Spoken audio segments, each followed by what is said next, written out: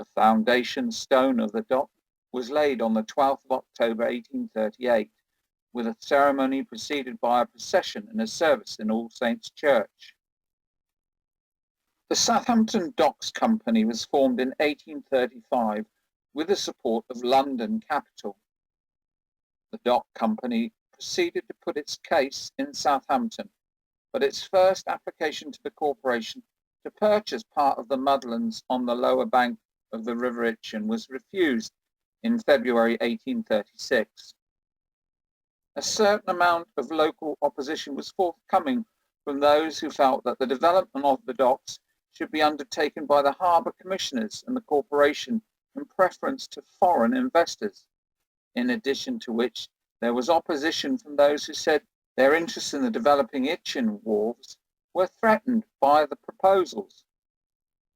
Notwithstanding, in January 1837, 216 acres of mudlands were sold to the Dock Company for a payment of £5,000, together with an undertaking to compensate the Pier and Harbour Commissioners for any loss of trade that the Royal Pier and Town Quay might suffer as a result of the new dock development.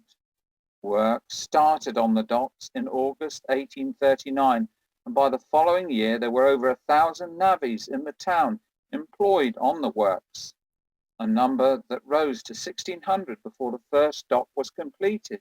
The commercial development of Southampton following the opening of the first dock on the 29th of August 1842 did not proceed quite as the promoters of the Dock Company had anticipated. The enthusiastic anticipation that Southampton was to become the Liverpool of the South slowly evaporated with the realization that the future of the port lay in steamships. This meant the passenger trade, rather than the handling of bulk cargoes, was to be the mainstay of Southampton's prosperity. It was in the very nature of the early steamships that profits could only be made carrying passengers and high-valued cargoes such as spices and government-subsidized mail. But in May 1843, after a vigorous campaign, the government chose Southampton as the principal packet station. The steam service to the West Indies began in 1842 with the departure of the ship the Thames from Southampton. On the outward trip, the mail ship had to call at Falmouth to pick up the mail, but on the return trip, she proceeded directly to Southampton. At first, the ships were unable to use the docks, which had insufficient depth of water for a mail ship fully bunkered for an outward voyage.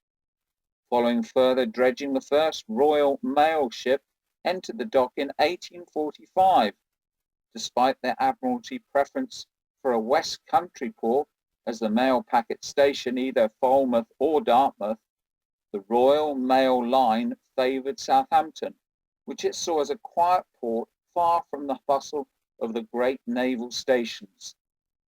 The company got its way with the eventual designation of Southampton as the packet station in place of the West Country port in May 1843.